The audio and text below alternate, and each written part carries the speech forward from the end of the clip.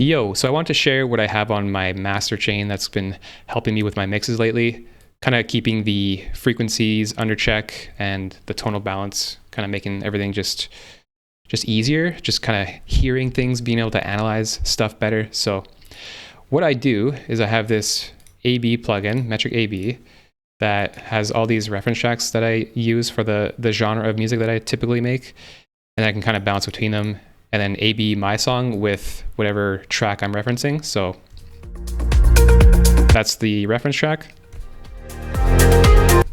my track. So you can bounce between it by clicking this button, or something cooler you can do is just key map the AB switch here. And I have it key mapped to the 1 on my keyboard. And then, now it's going back and forth with a key press. So then you don't have to always go back to the master chain, click this, click that. You can be, anywhere else.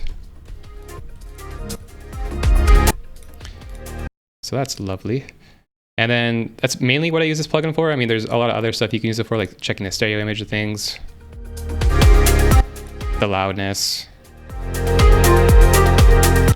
And originally I used it to kind of get these filters going. So when I play the music, you can hone in on certain frequencies, but you can't key map them individually. So that's why I made this rack right here, which we'll get to in a sec after we talk about this mono and sides part. All right, so after this reference plugin, we have this cool little effect rack here with some utility stuff and some EQ stuff, and then a little spectrum. So first, we check in mono with this utility. So just with the mono button enabled there, and then again, key mapped this time to the tilde button, the little button to the left of number 1. I think it's called tilde. Either way, little tilde doing some mono stuff there. Mono, real quick, if you're mixing in headphones primarily, then I think it's really important to at least check every once in a while your mix on mono, because when you're in mono, you can really kind of hone in on the level balance and the frequency masking and stuff, because it kind of just reveals certain things that maybe are overlapping and things that are too loud. So if you're not doing mono yet, if you're not doing the old mono Shimano thing, then yeah, maybe start trying it, because once I started doing that, I hated it at first because it makes everything just sound so weird. But once you get used to it, you can really kind of get the levels kind of way. It's just way easier to fucking mix, man.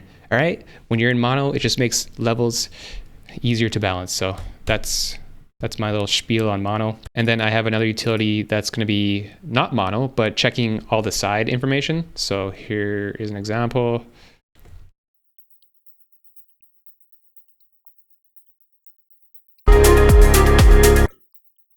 I don't use it too often, but my main purpose for having it is just to see how much low-end information is being put through on the sides for the reference tracks. So, sometimes you're completely mono in the low end, but a lot of times there's actually a bit of information on the sides, and this kind of just allows me to check that. So that's what that utility is for. And then now moving on to the EQ section, we have this first EQ that's going to check the sub area. I have it mapped to number 2. So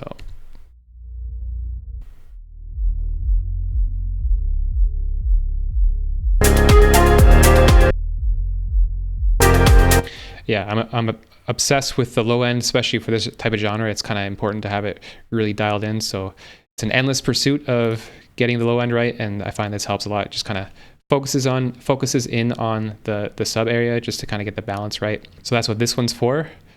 I would have it all in one EQ, but there's not enough bands, so that's why I have it separated here. And then going into this next EQ is we're going to be checking the bass area, which includes the sub, but more higher frequencies. So shift 2 is what I have it bound to.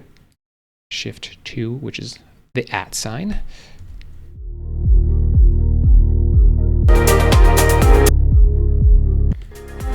And then the low mids with 3. Basically this kind of home row, this tilde 1, 2, 3, 4, 5 on my keyboard is kind of controlling all of these. So this is 3. And then you want to press the keybind again just to disable it, because if you forget to press it, then you're going to start combining all of them together. But Don't do that. Mids. Highs. So basically what I do is I'll have the reference track going, and then, okay, so that's going. Let's compare our highs, and then I'll press 1 just to bounce back and forth. Okay, cool. How's the sub?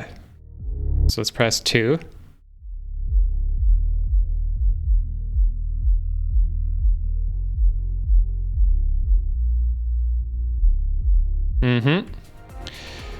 You know, same thing with the mids, etc.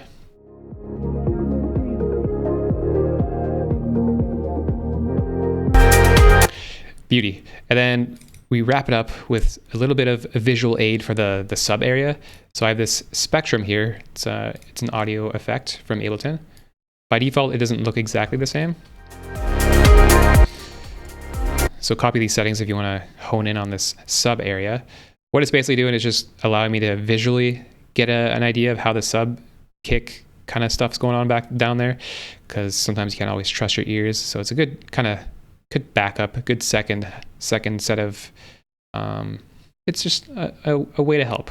So we got that going, and basically I have an idea of, based on just referencing a lot of different tracks, where this frequency amplitude kind of sits. So, you know, my genres are kind of within this area where my little mouse is hovering around. And then, so yeah, just like you look at it, play the reference, play your track, and then see where you're sitting. And if you like how it sounds, if you like how it looks,